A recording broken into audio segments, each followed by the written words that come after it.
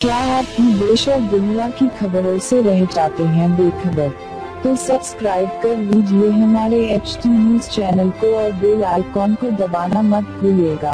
Chief minister Telangana Revanth Reddy ने वाजे किया कि मूसी प्रोजेक्ट पर किसी को भी पीछे नहीं हटना चाहिए। फैमिली हेल्थ कार्ड के इजरा की तकरीब के मौके पर रेवंत रेड्डी ने इन ख्यालात का इजहार किया।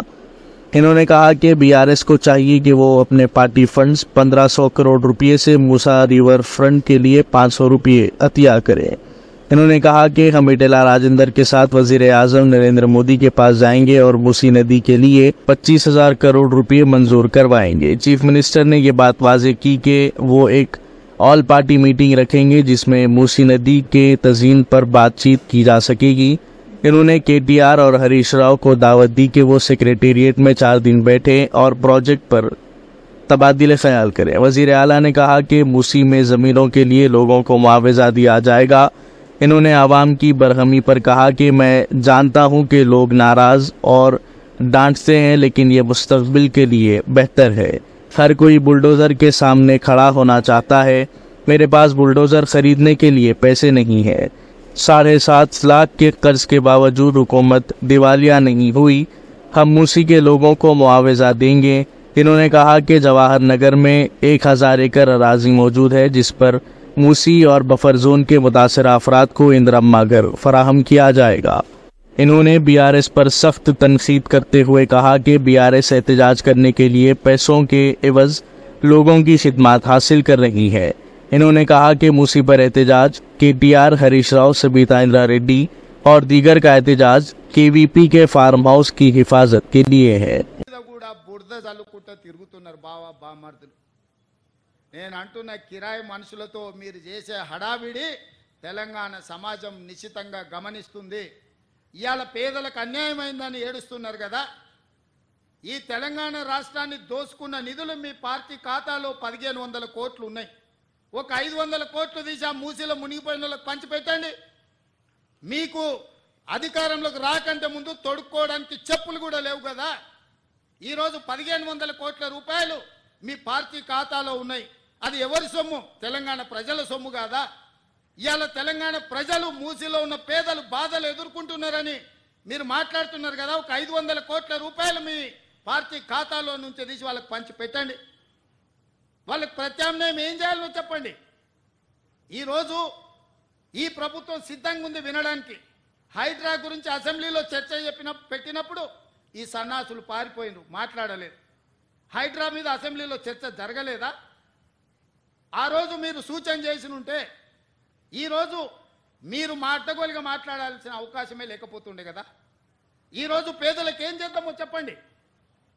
మీ తాత సొమ్ము మా తాత సొమ్ము ఇచ్చేది లేదు. ప్రజలు కట్టిన పన్నుల నుంచి పేదలకు ఇవాళ 12,000 మంది బఫర్ జోన్లో లేకపోతే నదీ బెడ్డులో మూసి పరివాహక ప్రాంతంలో ఉంటే 15,000 డబుల్ బెడ్రూమ్ ఇండ్లు ఇవాళ మనం కేటాయించడానికి నేను ఆదేశాలు ఇచ్చిన.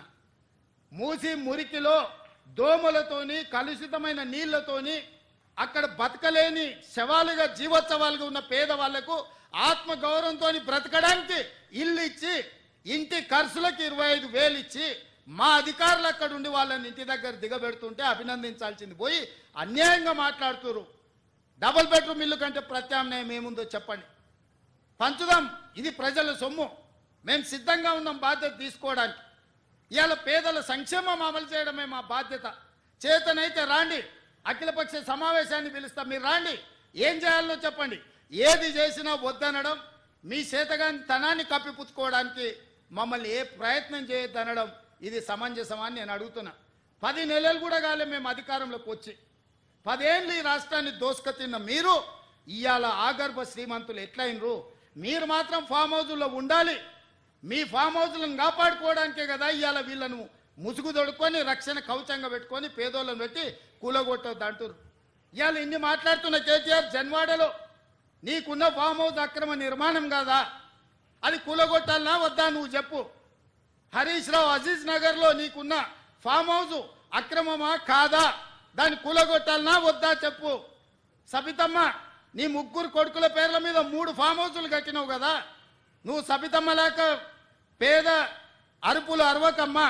నీకున్న ఫామ్ హౌసులు కూడా లెక్కలు ఉన్నాయి. కూలగొట్టాలనా లేదా సబితమ్మ నువ్వు సలహా చెప్పు. మీకు వెనకంగా ఉన్న కేవీపీ రామచంద్రరావులై కూలగొట్టాలనా వద్దా చెప్పు. ఇవాళ అక్రమంగా ఫామ్ హౌజులు నిర్మించుకొని మీ ఫామ్ హౌజుల మీద ఎక్కడైతే తొలగింపు ఏటు పడుతుందో మీ ఫామ్ హౌజులు కూలుతాయని చెప్పి ఇవాళ పేదలను రక్షణ కవచంగా పెట్టుకొని ఇవాళ మీరు నాటకాలు ఆడుతున్నారు. నల్ల చెరువులో ప్లాట్లు వేసి అక్రమంగా అమ్మినోడు మీ పార్టీోడు కాదా? మూసి నది ఒడ్డున ప్లాట్లు వేసి పేదలకు 10 లక్షలకు 100 గజాలు అమ్మింది మీ సన్నాసులు టీఆర్ఎస్ నాయకులు కాదా?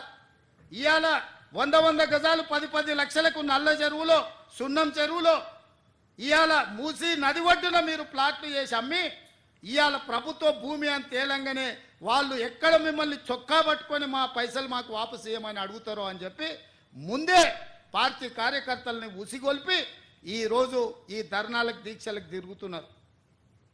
ఇవాళ మూసీలో వచ్చిన వరదలు తెలంగాణ రాష్ట్రాన్ని హైదరాబాద్ నగరాన్ని ముంచేస్తలేవా? మరి వాటికి పరిష్కారం ఎట్లా నాకు తెలియదా? ఇవాళ కొంతమంది పేదలు ఇండ్లు తీస్తే వాళ్ళకి దుఃఖం ఉంటుంది, వాళ్ళకి బాధ ఉంటుంది, వాళ్ళు కొంత ఆవేశంగా మాట్లాడతారని నాకు తెలియదా? రాజకీయంగా లాభమో నష్టమో ఉంటుందో నేను అంచనా వేయలేనా? 20 ఏళ్ళు ప్రజాక్షేత్రంలో ఉన్నోని, ప్రజలలో తిరిగినోని, పేద ప్రజల కష్టమేందో తెలియకుండానే తెలంగాణ రాష్ట్రానికి ముఖ్యమంత్రి అయినా. కానీ నగరాన్ని కాపాడుకునే బాధ్యత మన మీద లేదా? మీరు ఆలోచన చేయండి. ఇవాళ హైదరాబాద్ నగరానికి తాగునీరుని అందించిన ఉస్మాన్ సాగర్, హిమాయత్ సాగర్లో బల్చినోళ్ళు బల్చి కొట్టుకుంటున్నోళ్ళు ఫామ్ హౌజులు కట్టుకొని వాళ్ళ డ్రైనేజ్ తీసుకెళ్లి ఆ గండిపేటలో హిమాయత్ సాగర్, ఉస్మాన్ సాగర్లో కలిపితే వాళ్ళ డ్రైనేజ్ నీళ్లు హైదరాబాదు నగరం తాగాలనంట. ఈ నా కొడుకులు చెప్తున్న భాష గది. ఇవాళ ఆ ఫామ్ హౌస్ చుట్టూతో కట్టుకున్న ఇల్లు ఎవరివి? కేటీఆర్కు లేదా? హరీష్కు లేదా? కేవీపీ రామచంద్రరావుకు లేవా? చుట్టూతా మీరు కట్టుకున్న ఇండ్ల డ్రైనేజ్ హైదరాబాదు ప్రజలు తాగునీళ్ళ కలిపి మా ఇల్లు కూలగొట్టొద్దు కాబట్టి ముసుగు దొడకడానికి మూసి కావాల్సి వచ్చిందా మీకు? మూసీని అడ్డం పెట్టుకొని ఎంతకాలం బతుకుతారా మీరు? ఎంతకాలం తప్పించుకుంటారు? వారం రోజులు, 10 రోజులు, 15 రోజులు, నెల రోజులు అయినా వదల మీ భర్త మీరు అనుకుంటూనే ఒక్కనొక్కని చింతపండు చేస్తా. మూసి పేదలకు ఏం చేద్దామో చెప్పండి. ప్రతి పేదవాడికి మంచి కాలనీలు చేసి ఇల్లు కట్టిద్దాం చెప్పండి. ప్రభుత్వం దగ్గర భూములు లేవా? ప్రభుత్వం ఏమైనా గొడ్డుపోయిందా? జవహర్ నగర్లో 1000 ఎకరాలు ఉంది ప్రభుత్వాన్ని. మూసీలు ఉన్న పేదవాళ్ళందరికీ తలా 150 గజాలు చేసి ఇచ్చి ఇందిరమ్మ ఇల్లు కట్టిద్దాం. రాండి సన్నాసులారా, ముందుకు రాండి, పేదోళ్ళు కట్టిద్దాం. ఎవరైతే నమ్మి మోసపోయి కట్టుకున్నారో వాళ్ళ ఇల్లు కట్టడానికి ఎంతైందో నష్టపరిహారం ఇద్దాం, ప్రభుత్వం ఖజానా నుంచి పంచుదాం. రాండి, అందరం కూర్చొని పంచుదాం ఒకటే వేదిక మీద. ఇవాళ ఈ ప్రాంతంలో ఎంపీ ఆయన మాట్లాడుతుండు. ఇక ఆయన గురించి నేను ఎక్కువ మాట్లాడదలుచుకోలే, కానీ ఆయనకు బాధ్యత లేదా? ఎంపీకి గెలిచినావు కదా, మోడీ దగ్గర నుంచి ఏం తెస్తావు తీసుకురా. గుజరాత్లో అహ్మదాబాద్లో సబర్మతి రివర్ ఫ్రంట్ నరేంద్ర మోడీ కట్టుకోవచ్చు అంట, కానీ నరేంద్ర మోడీకి ఊడిగం చేస్తాడంటే కానీ మూసీ రివర్ ఫ్రంట్ మాత్రం తెలంగాణలో కట్టొద్దంట. ఏం న్యాయమా ఇది? ఇక్కడ ఉన్న ప్రజలే కాదు, నువ్వు కూడా బతకనీకి వచ్చినోనివే. నువ్వు బతకనీకి వచ్చినావు, ఓట్లు వేయించుకున్నావు, ఎంపీ అయినావు. కానీ వాళ్ళు మాత్రం మూసీలు అదే మురికి కూపంలో ఉండాలనా? వాళ్ళందరినీ చక్కదిద్దాల్సిన బాధ్యత నీకు లేదా? రా, ఈటల రాజేందర్ ఇద్దరం కలిసి మోడీ దగ్గరికి పోదాం. పోయి 25,000 కోట్లు తీసుకొద్దా, మూసీలు ఉన్న పేదోళ్ళకి పంచి పెడదాం, ఇల్లు కట్టిద్దాం, డబుల్ బెడ్రూమ్ ఇల్లు కాదు మంచి కాలనీలు కట్టిద్దాం వాళ్ళకు. 40 లక్షల కోట్ల బడ్జెట్ ఉంది కదా మోడీ దగ్గర. హైదరాబాద్ నగరానికి 25,000 కోట్లు ఇవ్వలేడా? చేబెల్ల మీరే గెలుస్తారు, సికింద్రాబాద్ మీరే గెలుస్తారు, మల్కాజ్గిరి మీరే గెలుస్తారు, మెదక్ మీరే గెలుస్తారు, నగరం చుట్టూతో మొత్తం మీరే గెలిచింది కదా ఈటల రాజేందర్ గారు. మోడీ దగ్గరికి వెళ్ళి ఏం తెద్దామో రాపోదాం. నాకేం బేసిజా లేవు రాజేందర్ గారు, రండి సచివాలయానికి, ఏ ప్రతిపాదన తెస్తారో తీసుకురండి. కేటీఆర్ హరీష్ రావు మొదటి రోజు మాట్లాడతారు, తెల్లారా జిరాక్స్ కాపీ తీసుకొని ఈటల రాజేందర్ మాట్లాడతారు. ఏందా ఈ భాగవతం? ఏమనికి అర్థమైతే లేదా? 10 ఏళ్ళు వాళ్ళతో మంత్రుండి నువ్వేం వెలుగబెట్టినో తెలంగాణ సమాజం గమనిస్తలేదా? గౌరవం పెట్టుకోండి రాజేందర్ గారు. మీరు మిమ్మల్ని గౌరవించాలనే మేము అనుకుంటున్నాం, కానీ మీరు ఆ గౌరవం నిలబెట్టుకునే పరిస్థితి లేదు. మీరు పార్టీ మారిండ్రు, వేరే పార్టీ ఎంపీ అయినరు, కానీ పాత వాసన మాత్రం మీకు పోతలేదు. ఆ గత్తర వాసన అట్లనే మీతో కొడుతుంది, గత్తు వాసన. నేను ఇవాళ సూటిగా వారికి సూచన చేస్తున్న ఈటల రాజేందర్ గారికి, మూసీ పరివాహక ప్రాంతంలో ఉన్న పేదలకు ఇండ్ల పట్టాలతో పాటు ప్రధానమంత్రి ఆవాస్ యోజనలో ఇల్లు కట్టిద్దాం. మీరు రాండి, నరేంద్ర మోడీ దగ్గరికి వెళ్దాం, నేను వస్తా, నా మంత్రివర్గాన్ని మొత్తం తీసుకొని వస్తా. మాకేం బేసిజాలు లేవు నరేంద్ర మోడీ గారిని కలవడానికి. వారు ఈ దేశానికి ప్రధానమంత్రి. మనం లక్షల కోట్ల రూపాయల కేంద్రానికి పన్నులు కట్టినాం. 25,000 కోట్లు ఆయన దగ్గర తీసుకొద్దాం, మీరు రండి.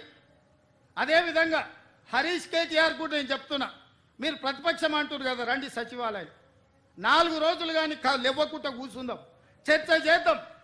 చెరువులు ఆక్రమించుకున్నోడు ఎవడు? చెరువులు ఆక్రమించుకున్నోళ్ళు ఎవరు?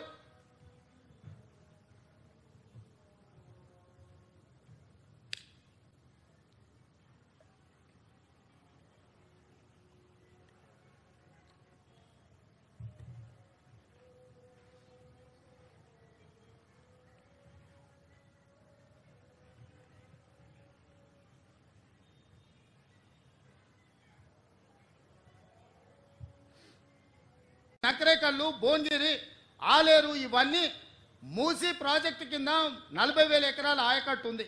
ఇక్కడి నుంచి అక్కడికి మురుగునీళ్ళు పోయి ఒక పక్కన ఫ్లోరైడ్, రెండో పక్కన మూసి మురికి నల్గొండ జిల్లా ప్రజలు బతకలేని పరిస్థితిలో ఉంటే ఆ నల్గొండను ప్రక్షాళన చేయడానికి ఈరోజు ఒక ప్రయత్నం చేస్తుంటే దాన్ని అడ్డుకుంటారు.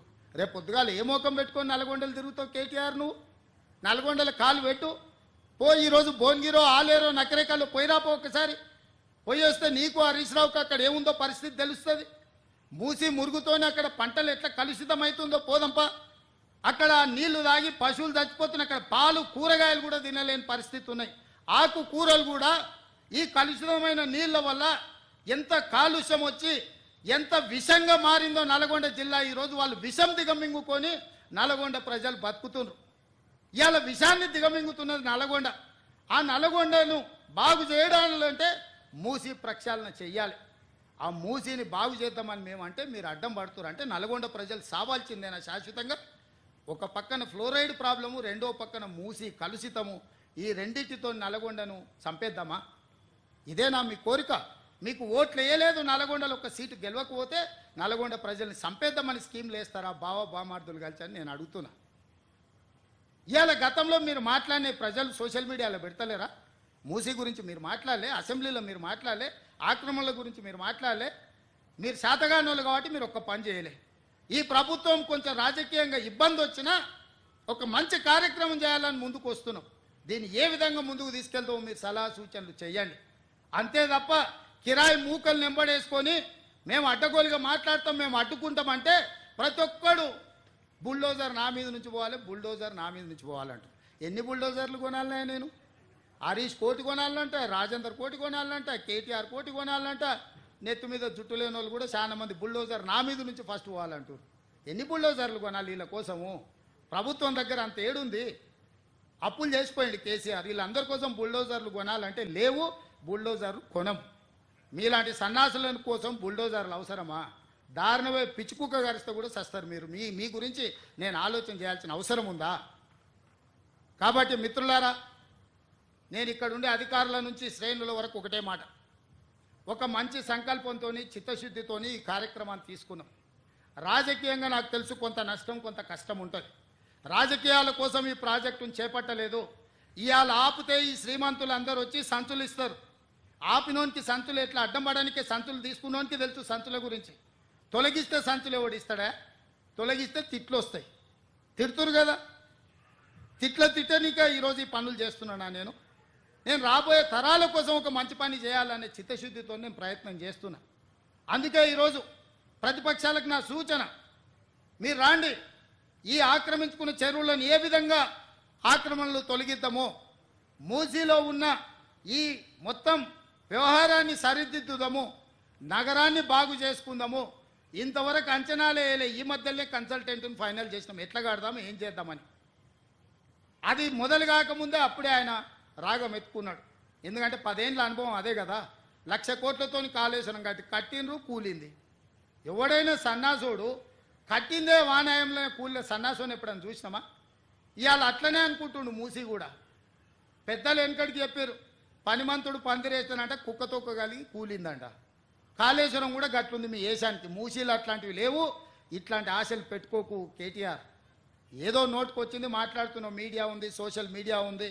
ఆ సినిమాలో కూడా చెప్పిండు కదా, అమ్మ గీసుకోవడానికి గడ్డం ఇచ్చావు, రాసుకోవడానికి పేపర్ ఇచ్చావు, చూయించుకోవడానికి టీవీ ఇచ్చావు, అట్లా మీ అయ్య నీకు మొత్తం రెడీగా చేసి పెట్టిన మందిని దోషి. రాయనికే పేపరు, చూపేనికే టీవీ, ఇట్లాంటివన్నీ అడగోలుగా మాట్లాడడానికి సోషల్ మీడియా మీ నాయన దోపిడీ చేసి నీకు ఇచ్చిండు కాబట్టి ఈ అడ్డగోలుగా పనులు చేస్తున్న ప్రజలు ఎవరు హర్షించరు. అందుకే మిత్రులారా, ఇది సందర్భం కాకపోయినా కొన్ని వివరాలు ప్రజలకు చెప్పాల్సిన అవసరం ఉండి ఈ వేదిక మీద నుంచి చెప్పిన. ఏది ఏమైనా ఈ ఫ్యామిలీ